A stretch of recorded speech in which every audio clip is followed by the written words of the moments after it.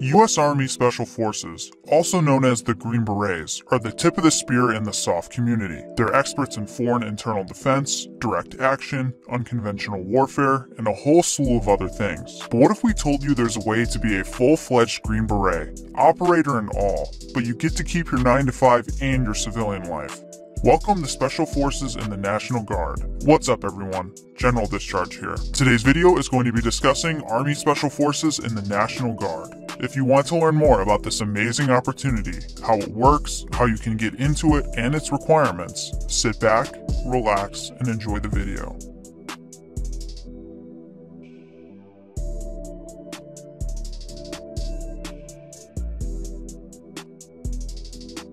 Before we jump into it, make sure to take a moment and show us some love and support by liking our video and subscribing to our channel. Your support is our lifeblood. Do not hesitate to ask us questions in the comments section below.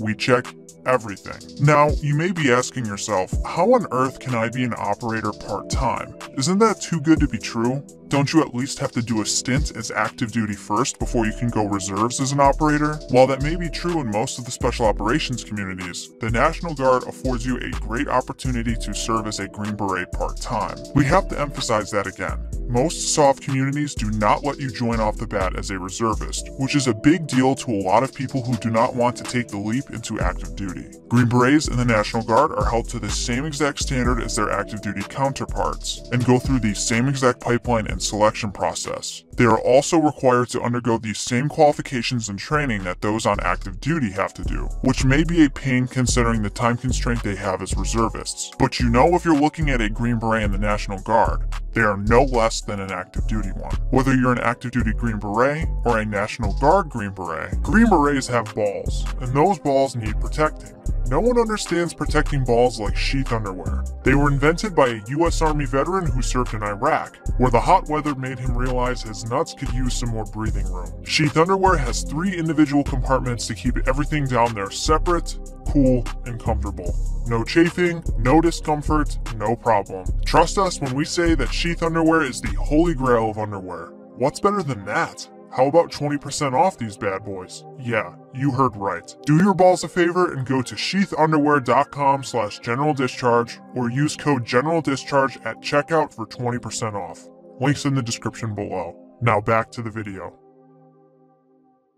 To elaborate on the time constraints Green Berets in the National Guard have even further, we're going to briefly explain how the reserves work. The way the reserves works in a nutshell is this. You go through your initial training on active orders, then you report to your unit and go to it once a month for a weekend known as drill. And then once a year, you'll also drill for a 2-week time span. You deploy when your unit deploys, you can receive training if you're at the right place and at the right time, and there are plenty of other opportunities afforded to you. The reserves is essentially what you make of it. You get what you put into it, and this is no different for Special Forces. For Green Berets in the National Guard, you will be on active orders to complete the pipeline, which can take upwards of 2 years. Once you make it through that, you get sent back home and report to your unit once a month. Again, your mileage may vary here, as there are multiple training opportunities Green Berets get, and qualifications they have to keep up on, as compared to your regular National Guardsmen.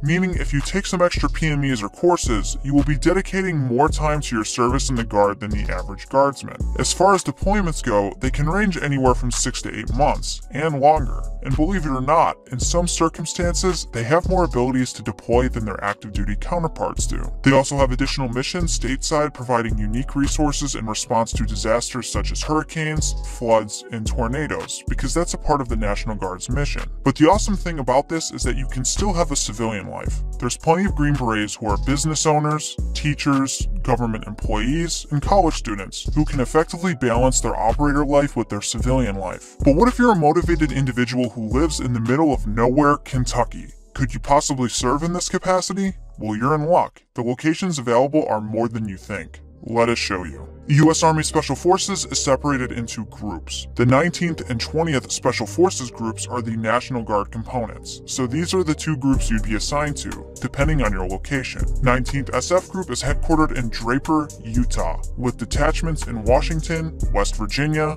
Ohio, Rhode Island, Colorado, California, and Texas. 20th SF Group is headquartered in Birmingham, Alabama, and has detachments in Mississippi, Florida, North Carolina, Pennsylvania, Indiana, Maryland, Massachusetts, and Kentucky. See, if you're in nowhere, Kentucky, and can make the drive to Louisville, you're all good. Don't fret if you don't live in any of those states, because contracts are available in every state, and funding for travel to and from unit training is available once you qualify for it. So, how does one get into Special Forces in the National Guard? As a civilian, your process will be essentially the same as those going for it as active duty. You'll enlist and go through the Special Forces pipeline.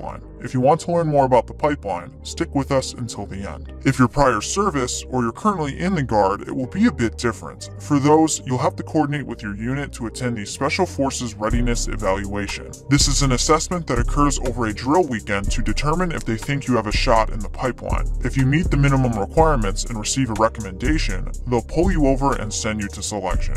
You'll be expected to do a 12-mile ruck, run 5 miles in less than 40 minutes, and crush the ACFT. If you're not selected, you can attend it again at another time. National Guard Special Forces accommodates several service members who transition from active duty, whatever the branch. There's also a unique opportunity called Try-1. Try-1 is where you can enlist for a year, attend SFAS, and if you're selected, you extend your contract to a normal one as if you signed up for an 18 X-ray contract. And if you don't get selected at SFAS, you serve drill time until your year is up. There's a bunch of nuances and requirements for this, so we suggest you speak to a recruiter and do your homework to see if this is the right fit for you. It's a pretty sweet gig though. So what are the requirements to join Special Forces in the National Guard? We'll put up on screen the requirements for both prior service and non-prior service applicants. Pause the screen to take a longer look. And there you go. You've just learned that it is a real possibility you can serve as an operator part-time. This is an excellent opportunity for anyone who wants to take their military career to the next level,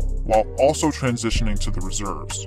Or for those who want to enlist and serve their country at a specific capacity. You can't do this with MARSOC or the Army Rangers. Speaking about MARSOC and the Army Rangers, want to know how Special Forces compares to them? Or how about what jobs you can do in Special Forces? Or what the Special Forces pipeline looks like? We've done videos covering all of that, and we highly recommend you go give them a look. The links to these videos will all be in the description below. Well, that is the down and dirty of Special Forces in the National Guard. If you learned something from this video, make sure to give us a like and subscribe to our channel.